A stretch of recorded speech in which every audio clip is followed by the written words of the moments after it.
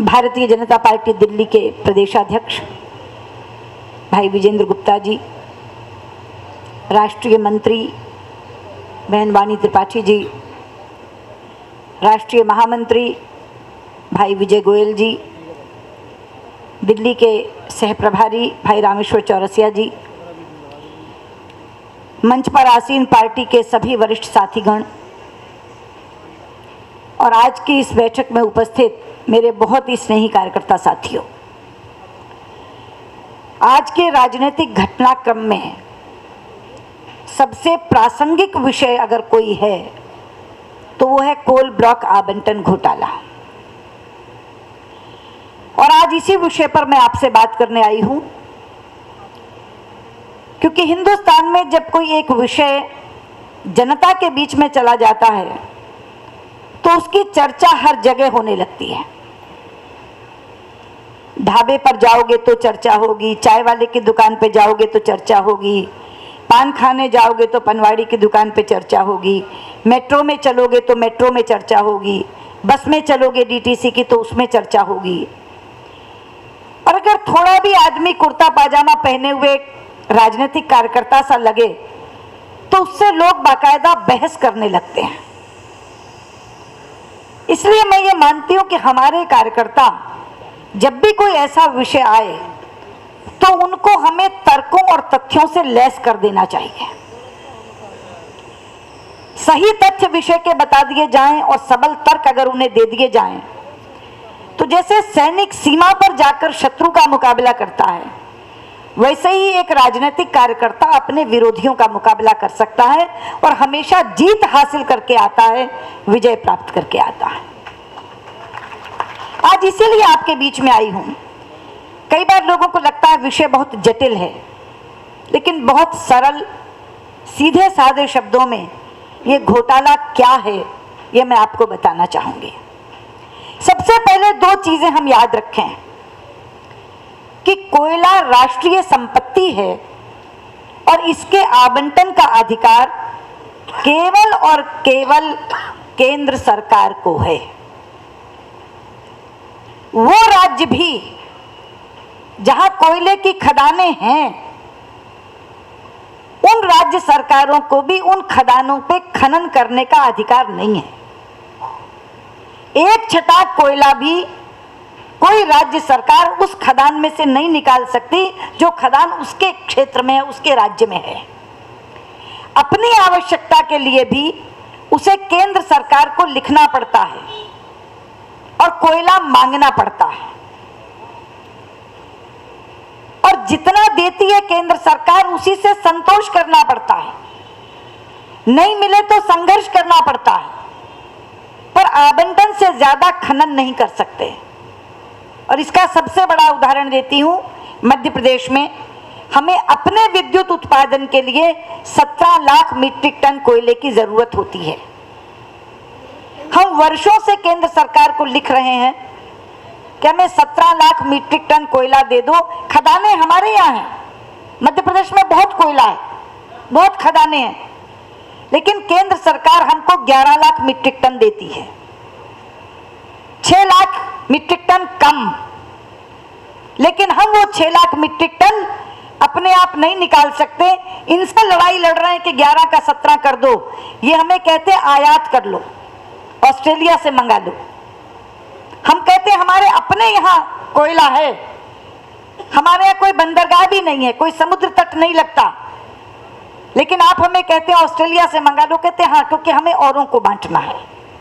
तो पहली बात क्या कि किसी भी राज्य सरकार का अधिकार ही नहीं है अपने लिए भी खनन करने का, केवल केंद्र सरकार इसका आवंटन करने का अधिकार रखती है। ये पहली बात याद रखना। दूसरी बात, ये जितना प्रकरण है 8 साल का, इसमें सारे मंत्री कांग्रेस के खुद के रहे हैं, कभी सहयोगी दल का मंत्री नहीं रहा। ये जिस 8 साल की अवधि की हम बात कर रहे हैं, जब से यूपीए 1 आया, फिर यूपीए 2 आया, मनमोहन सिंह की सरकार की कार्यकाल के 8 साल बीते हैं ना, उस 8 वर्ष में कोयला मंत्री हमेशा कांग्रेस का रहा है। दसारी नारायण राव रहे, संतोष बगरोडिया रहे, सुब्बीराम रेड्डी रहे, श्री प्रकाश जायसवाल रहे और स्वयं मनमोहन सिंह प्रधानमंत्री रहते हुए कोयला मंत्री रहे। ये दो बातें मैंने क्यों बताई हैं? इसलिए बताई हैं कि इस पूरे प्रकरण में ना तो केंद्र सरकार किसी राज्य सरकार के सिर पर ठीकरा फोड़कर बरी हो सकती और ना किसी सहयोगी दल के सिर पर ठीकरा फोड़कर बरी हो सकती। ये शुद्ध कांग्रेस का घोटाला है और केंद्र सरकार का घोटाला है। अब घोटाला है क्या? क्या है ये घोटाला? मित्रों, 1993 तक कोयले का आवंटन राज्य सरकार के सिफारिश पर केंद्र सरकार किया करती थी। राज्य सरकारें पत्र भेजती थी, केंद्र सरकार आवंटन करती थी। 1993 के बाद एक स्क्रीनिंग कमेटी की पद्धति आई। वो स्क्रीनिंग कमेटी बैठती थी, जितने आवेदन और एप्लीकेशंस आती थी उसमें से तय करती थी किस किस को कोल ब्लॉक आवंटन करना है, और वो स्क्रीनिंग कमेटी अधिकारियों की होती थी। लेकिन एक चीज और याद रखना, स्क्रीनिंग कमेटी भी केवल सिफारिश कर सकती है, राज्य सरकार भी तब केवल सिफारिश कर सकती थी। कोयले के ब्लॉक का आवंटन मंत्री के अपने हस्ताक्षर के नीचे होता है। जब तक मंत्री हस्ताक्षर ना करे कोल ब्लॉक आवंटित नहीं किया जा सकता। तो तीन चीजें हो गई, राज्य सरकारों का अधिकार नहीं है, केवल केंद्र सरकार का अधिकार है। सहयोगी दल का कोई मंत्री नहीं था, कांग्रेस का मंत्री था, और चूंकि केवल मंत्री के हस्ताक्षर से कोल ब्लॉक आवंटित किए जा सकते हैं, इसलिए डायरेक्ट प्रधानमंत्री कोयला मंत्री के नाते या कांग्रेस के मंत्री कोयला मंत्री के नाते इस घोटाले के लिए जिम्मेदार है। जब हमारी सरकार आई एनडीए की, तो आपको याद होगा कि 2003 में अटल जी ने एक दूरदृष्टि दिखाते हुए एक विजन में एक नारा दिया, पावर फॉर ऑल बाय 2012। हम 2012 तक सबको बिजली देंगे। ये हमने एक स्वप्न देखा और इसकी एक योजना बनाई। तो हमने कहा कि 2012 तक अगर बिजली देंगे तो विद्युत उत्पादन में निजी कंपनियों को आने देंगे। अब निजी कंपनियों को आने देंगे तो निजी कंपनियों को क्या क्या देंगे? तो हमने कहा जो थर्मल पावर में आएंगी उनको हम कैप्टिव कोल ब्लॉक देंगे। कैप्टिव कोल ब्लॉक का मतलब है उस पावर प्लांट के लिए इस्तेमाल करने के लिए कोयले का ब्लॉक हम उन्हें देंगे।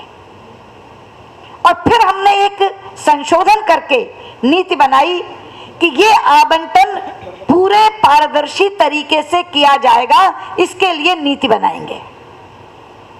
ये हमारी घोषणा थी कि जो निजी कंपनियां विद्युत उत्पादन में आएंगी उनको हम कैप्टिव कोल ब्लॉक देंगे और कोल ब्लॉक आवंटन करने के लिए एक पारदर्शी नीति का निर्माण करेंगे। 2004 मई में हमारी सरकार चली गई। मनमोहन सिंह की पहली सरकार यूपीए 1 आ गई। अब वहां से सूत्र पकड़कर, जहां से हम छोड़कर गए थे, उस समय के कोल सेक्रेटरी ने एक नीति बनाई। उस समय शिबू सोरेन मंत्री थे। जब कांग्रेसी मंत्री नहीं है, एक मंत्री शुरू में 1 महीने के लिए है, तब यह नीति बनी है। याद रखने की बात है, 28 जून 2004 को यह नीति बनी कि पारदर्शिता रखने के लिए कोल ब्लॉक का आवंटन नीलामी के आधार पर किया जाएगा। आपको मालूम है नीलामी से ज्यादा पारदर्शी तो कोई चीज नहीं होती। जब डिस्क्रिप्शन है ही नहीं, खुली बोली लग रही है, जो सबसे ज्यादा बोली देगा वो ले जाएगा और वो पैसा देश के राजस्व में, देश के कोष में आ जाएगा। तो 28 जून 2004 को ये नीति बनी जब शिबू सोरेन मंत्री थे कि कॉम्पिटिटिव बिडिंग यानी कोल ब्लॉक आवंटन के लिए हम नीलामी की पद्धति अपनाएंगे। मित्रों, जुलाई में 1 महीने बाद शिबू सोरेन चले गए और यह महकमा प्रधानमंत्री के डायरेक्ट नीचे आ गया। मनमोहन सिंह जी कोयला मंत्री बन गए।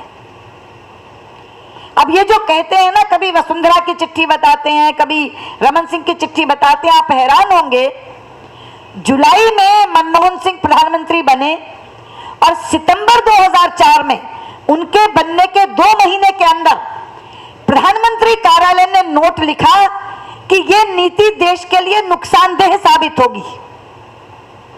नीति का पहला विरोध प्रधानमंत्री कार्यालय से आया।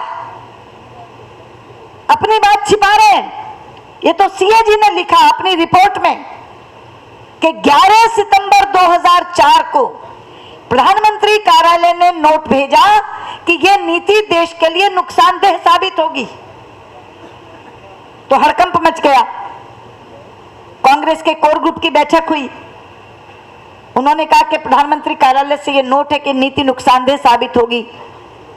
तो सब लोगों ने बैठकर कहा कि देखो, पारदर्शिता के नाम पर यह नीति बनी है, अगर आज हम इसको रद्द करेंगे तो अपनी बहुत थू-थू होगी, अपने ऊपर बड़े आरोप लगेंगे कि एक पारदर्शी नीति को कांग्रेस सरकार ने पहले बनाया और 2 महीने के अंदर खत्म कर दिया।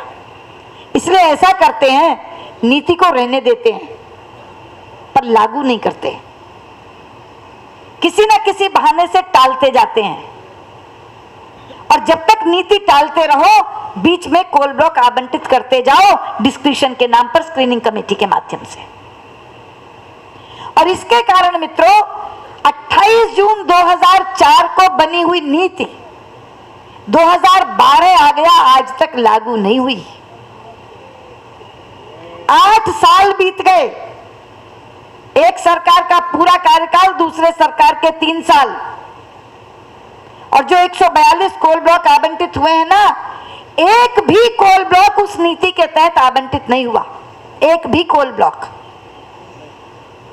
और इन्हें एक और ज्यादा अच्छा ये लगा कि इस नीति को लटका के रखो तलवार के तौर पे, और कोल ब्लॉक लेने वालों को कहो कि देखो ये नीति बन गई तो नीलामी होगी, तुम्हें बोली देके लेना पड़ेगा, इसलिए जो माल मत्ता देना यहां देके कोल ब्लॉक ले जाओ, हम जल्दी जल्दी इसको बांट देंगे, वरना वो ऑक्शन का रिजीम आ रहा है, वो नीलामी का रिजीम आ रहा है। तो नीति को तलवार बना के लटका दिया, लेकिन नीति को लागू नहीं किया। और 8 साल कैसे विलंब किया यह भी बताती हूं। 2004 में नीति बनी तो लॉ मिनिस्ट्री को लिखा कि क्या हम इस नीति को प्रशासनिक आदेश से लागू कर सकते हैं, एडमिनिस्ट्रेटिव इंस्ट्रक्शन से लागू कर सकते हैं। लॉ मिनिस्ट्री ने लिख दिया हाँ कर सकते हैं। इन्हें लगा ये क्या लिख के भेज दिया, अगर प्रशासनिक आदेश से लागू कर सकते हैं फिर तो 10 दिन में प्रशासनिक आदेश निकालना पड़ेगा। तो उनको बुला के समझाया, भैया अपना नोट बदलो, ये कहो कि इसके लिए कानून की जरूरत है। कभी ऐसा हुआ है कि लॉ मिनिस्ट्री अपनी दी हुई राय को ही बदल दे? लॉ मिनिस्ट्री ने दूसरी चिट्ठी भेजी और कहा हमसे गलती हो गई थी, जो हमने कह दिया था प्रशासनिक आदेश से लागू हो सकती है, इसके लिए तो कानून की जरूरत है। 2 साल बनाए, लगा दिए कानून बनाने में। और कानून क्या था? एक संशोधन, एक अमेंडमेंट केवल। तो 2004 में नीति बनी, लॉ मिनिस्ट्री को कह के 2 साल बाद 2006 में कानून ड्राफ्ट हुआ, एक संशोधन 2006 में ड्राफ्ट हुआ। और ड्राफ्ट संशोधन 2008 में संसद में पेश हुआ। हर स्टेज पर 2 साल का डिले है। 2004 में नीति बनी, 2006 में कानून का संशोधन का ड्राफ्ट बना, 2008 में संसद में पेश हुआ और 2010 में संसद से पास कराया, फिर 2 साल का डिले। और पारित विधेयक को 2 साल बाद फरवरी 2012 में अधिसूचना जाहिर करके अधिसूचित किया। पारित विधेयक जो 2010 में पारित हो गया, उसको 2012 में अधिसूचित किया। और इस बीच में भी कोल ब्लॉक बांटते रहे। ये एक एक चीज दिमाग में दर्ज कर लो कि 8 साल का विलंब है, हर स्टेज पर 2-2 साल का विलंब है।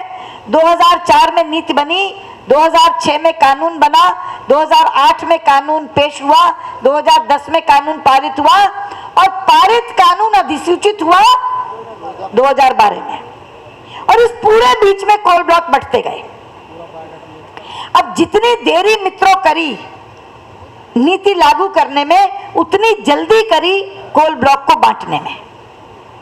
एक आंकड़ा याद रखना, 1993 से 2005 के बीच 12 वर्षों में जितनी सरकारें रहीं, सबने कुल मिलाकर 70 कोल ब्लॉक आवंटित किए।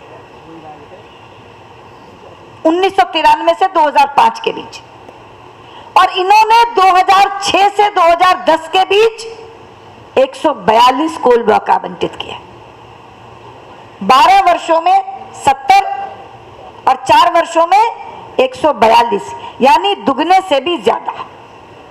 जल्दी क्या थी?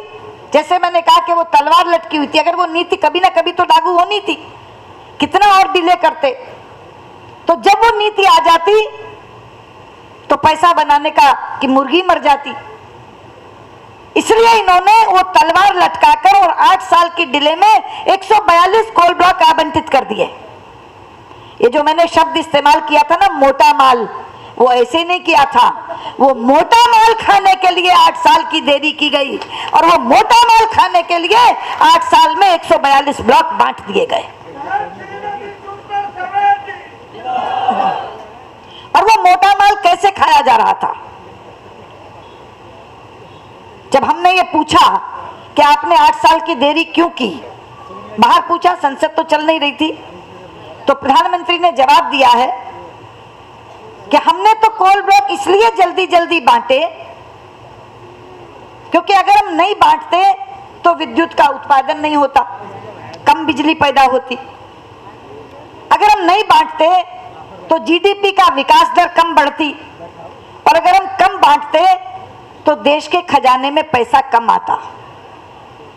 तो हमने कहा कि जो आपने कोल ब्लॉक बांटे उसमें एक को छोड़कर किसी ने खनन का काम शुरू नहीं किया।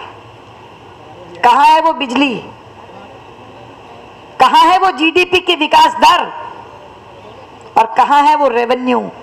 तो हमने कहा बिजली तो गायब हो गई, बनी ही नहीं, विकास दर बढ़ी ही नहीं, रेवेन्यू जरूर आया, सरकारी खजाने में नहीं आया, कांग्रेस पार्टी के खजाने में आया।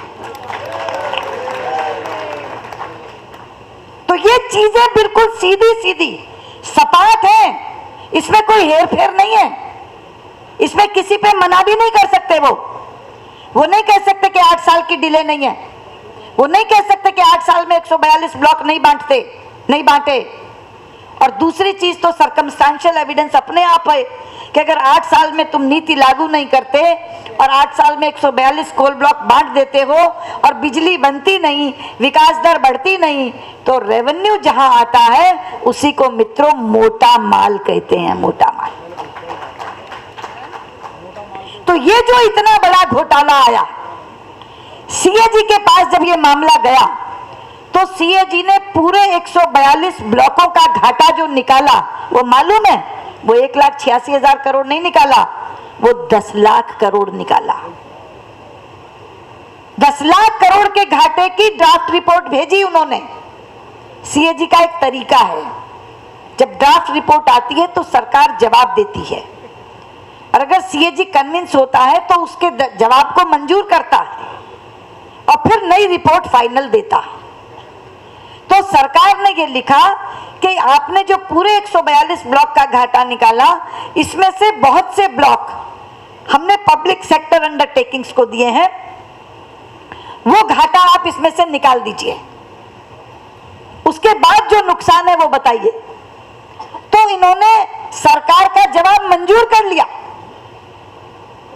तो ये उनका जवाब मंजूर करने के बाद केवल निजी कंपनियों से जो नुकसान हुआ मित्रों, वो 1,86,000 करोड़ का है जो सीएनडीजी ने अब निकाल करके दिया। हैरान होती हूं मैं कई बार, अपने यहाँ कहते हैं बच्चे को जब वो किसी प्रतियोगिता में दौड़ता है कि देखो तुम्हारा पिछला रिकॉर्ड ये था, अगला रिकॉर्ड इससे बेहतर होना चाहिए। जब दोबारा दौड़ के आता तो कहते तीसरा रिकॉर्ड, अपना ही रिकॉर्ड तोड़ो, तीसरा उससे बेहतर होना चाहिए। मित्रों, घोटालों में भ्रष्टाचार का रिकॉर्ड ये सरकार अपने आप से प्रतियोगिता कर रही है। पहला आया CWG 70,000 करोड़, दूसरा आ गया 2G 1,76,000 करोड़, तो तीसरा आ गया कोल ब्लॉक 1,86,000 करोड़। ये आपस में प्रतियोगिता करके रिकॉर्ड तोड़ रहे हैं, अपना रिकॉर्ड तोड़ने में लगी है ये सरकार। और जब हम सदन को बंद करते हैं तो हमें कहते चर्चा करा लो। क्या करा लें चर्चा? 3 विधाओं में चर्चा होती है मित्रों। एक है नियम 193 के अधीन, एक है नियम 184 के अधीन, और एक है कार्य स्थगन प्रस्ताव के अधीन। 193 नियम के अधीन जो चर्चा होती है उसमें केवल हम बोलते हैं, सरकार जवाब देती है, और अंत में यह कहकर कि हम आपके जवाब से संतुष्ट नहीं हैं, हम बहिर्गमन कर जाते हैं। चर्चा टॉकआउट हो जाती है और विपक्ष वॉकआउट हो जाता है। जो 184 के तहत चर्चा है उसमें चर्चा के बाद वोटिंग होती है, मतदान होता है। तो जब तक इनके पास CBI जैसा सहयोगी दल है, मतदान में हम जीत ही नहीं सकते। वो इनके लिए अपने आप मत जुटा देता है। इतनी तलवारें लटकी हुई हैं कि इतने विरोधी दल वहां ऐसे हैं जो भाषण हमारे साथ देते हैं, वोट इनके साथ करते हैं। तो 184 में ये वैसे ही जीत जाते हैं। जो कार्य स्थगन प्रस्ताव के नीचे चर्चा होती है मित्रों, वो सबसे प्रभावी विधा है। अभी आपने देखा जिस दिन संसद शुरू हुई पहले ही दिन हमने कार्य स्थगन प्रस्ताव दिया आसाम की हिंसा पर, कोकराझार की हिंसा पर। इतनी धीर गंभीर चर्चा, इतने राष्ट्रीय सुरक्षा के प्रश्न, इतने बिंदु सवालों के रूप में उस चर्चा में उभरे। पर आपने देखा जब बाद में गृह मंत्री जवाब देने खड़े हुए तो उन्होंने कहा कि ये एक मैं बयान लाया था यहाँ पढ़ने के लिए, तब तो मैंने पढ़ा नहीं, चलो चर्चा के अंत में पढ़ देता हूं। यानी पूरी चर्चा उनके लिए बेमानी थी।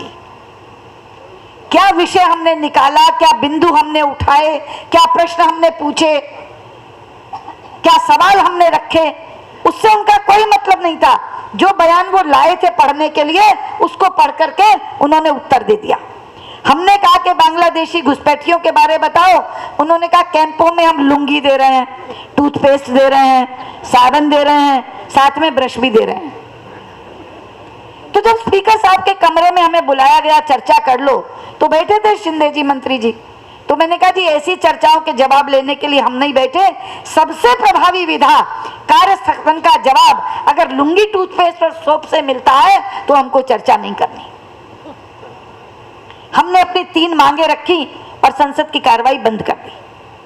अब आपको एक प्रश्न यह भी किया जाता होगा, क्योंकि जो घोटाला है वो तो मैंने बताया, जो सवाल आपको किए जाते हैं उनके जवाब भी आपके पास होने चाहिए।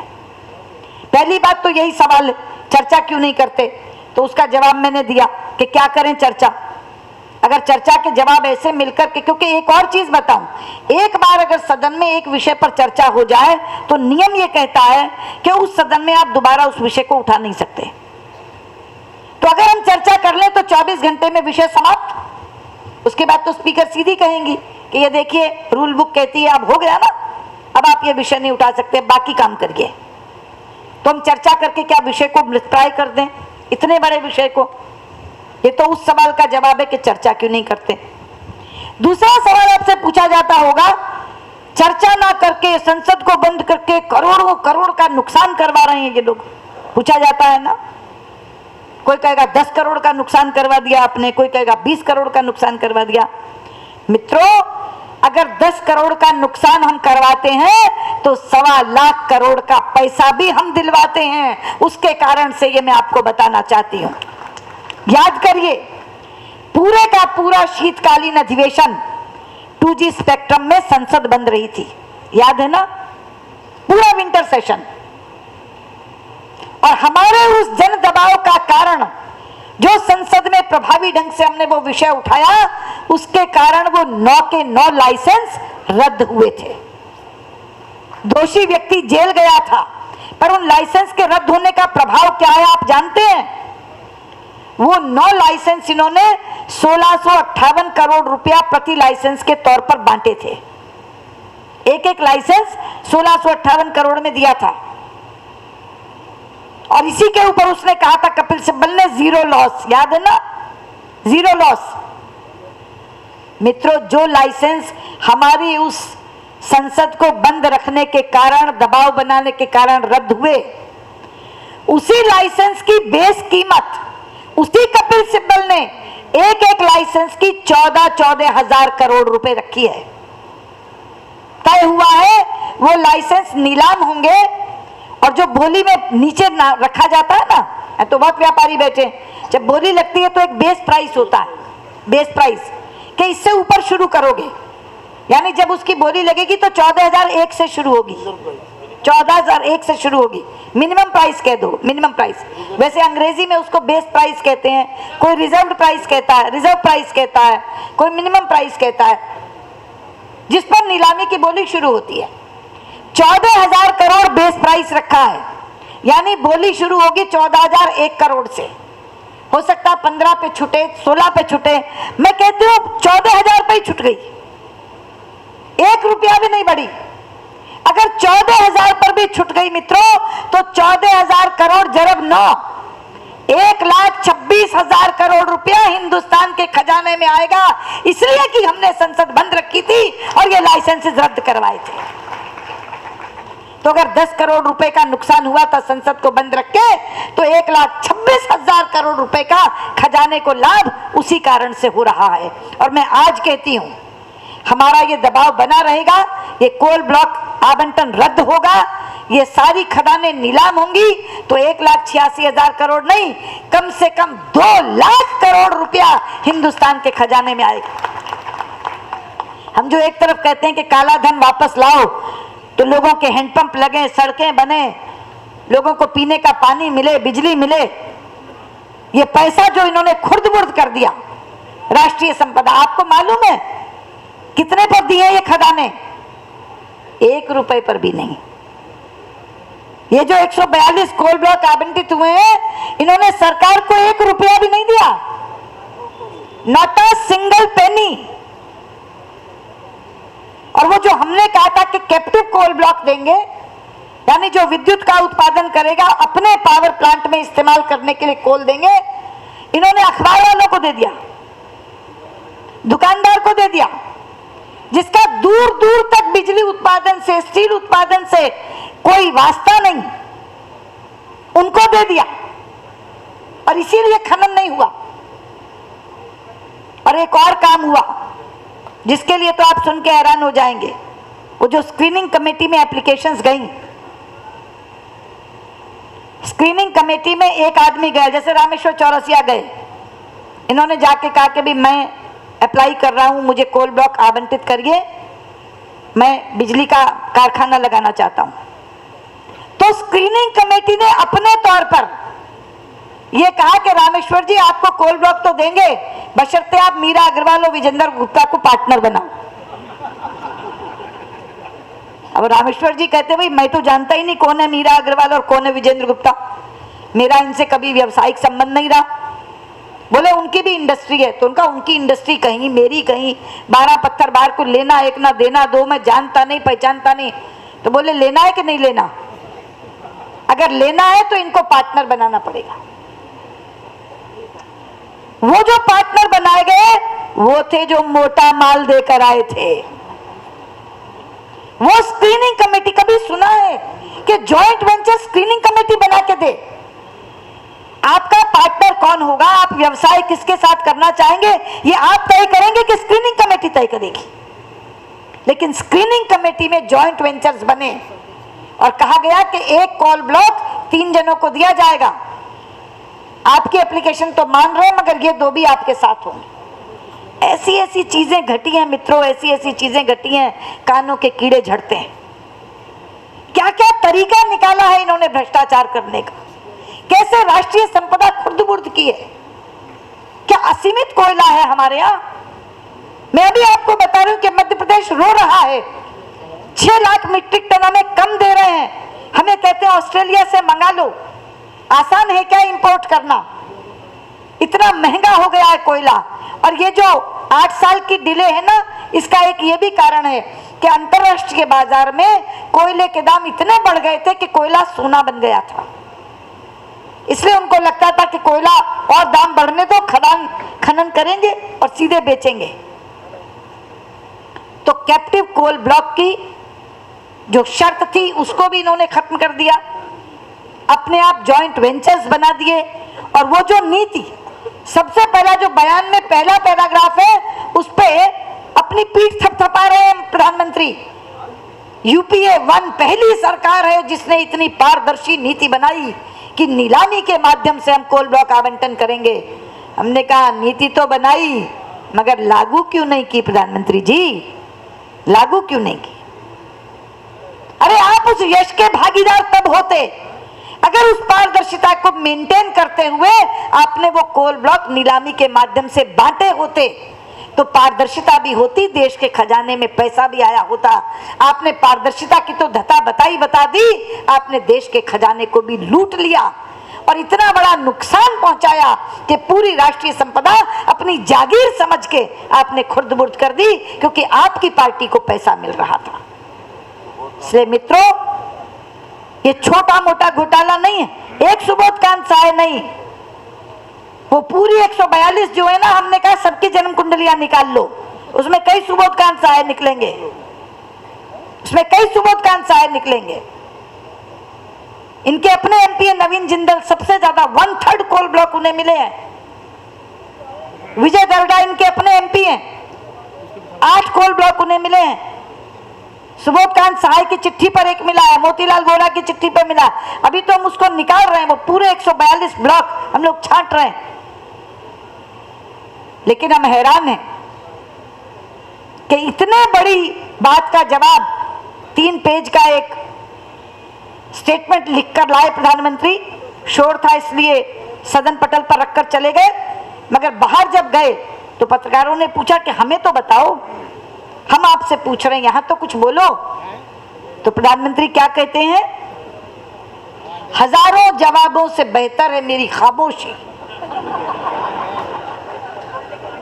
हजारों जवाबों से बेहतर है मेरी खामोशी, न जाने कितने सवालों की आबरू रखी। प्रधानमंत्री जी, आपने किसी सवाल की आबरू नहीं रखी, आप स्वयं बेआबरू होकर निकले।